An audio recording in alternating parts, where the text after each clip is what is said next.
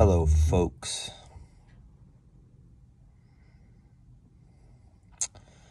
I don't like to classify myself as a truther or something like that because there's a weird connotation to it. It's kind of negative. Same with New Age or targeted individual or chosen one. I feel like we can't use these terms even though we're trying to describe what's going on in our daily life, why certain people are greatly affected by Mandela effects, such as I and other YouTube channels that I like to watch, because it's been going on 6 years now. I definitely don't have a clear answer as to why.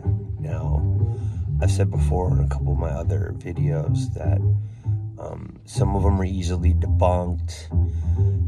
I try to be as cynical and skeptical as possible to really try to, again, like debunk or make sense of the ones that I have that are lifelong Mandela effects for me. That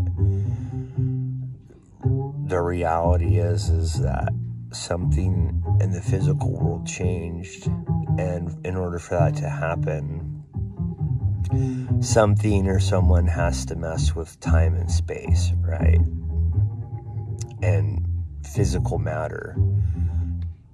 And what's interesting about that is through all these struggles that I've been through in the last few years, from losing my father to going through a divorce to having Morgellons disease to being laid off, going through rocky relationships and friendships.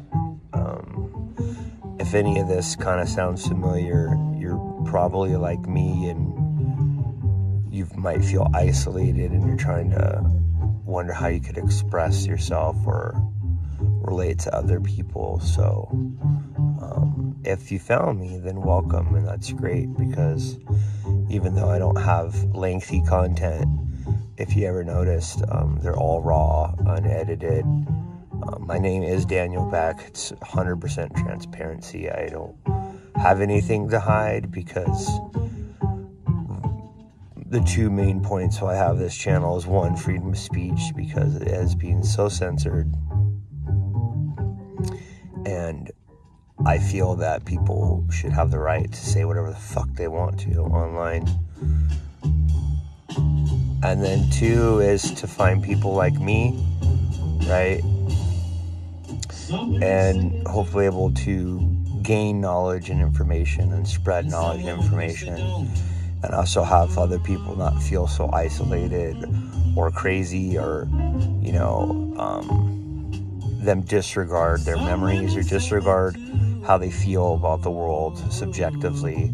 And because it is so chaotic the way that they make it, and they create so much conflict in the world, that it's hard to remain optimistic, and it's really hard to try to just be yourself and find a clear line in the sand.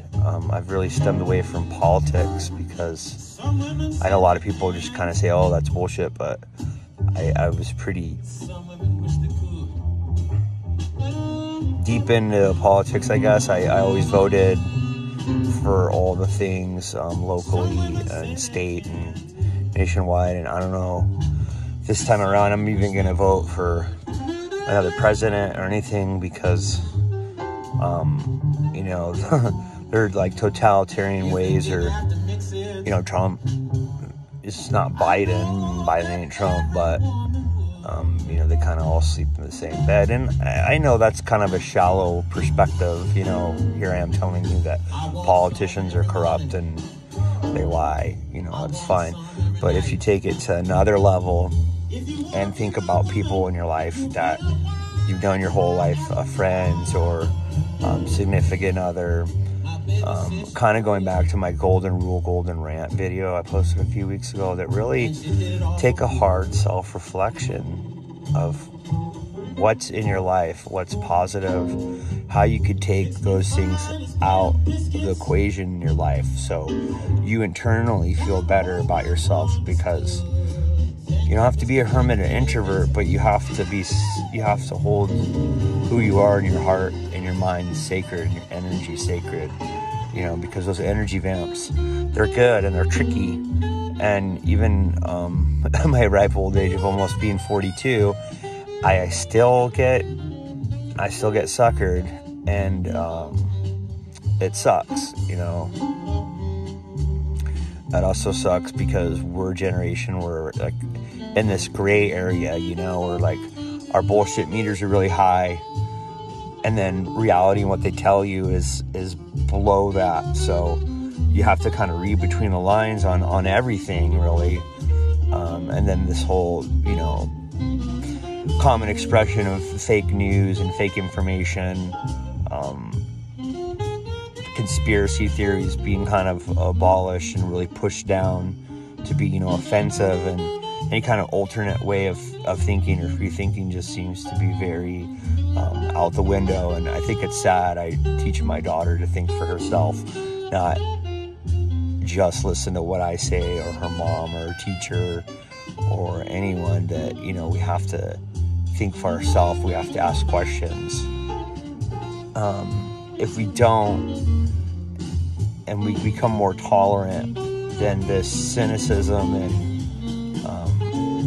kind of power of how people feel and how they want their lives to be somewhat governed will just kind of go away, and it is going away, and it's sad. You know, the power to say no for, you know, and I bet you everybody that's listening to this has it, you know.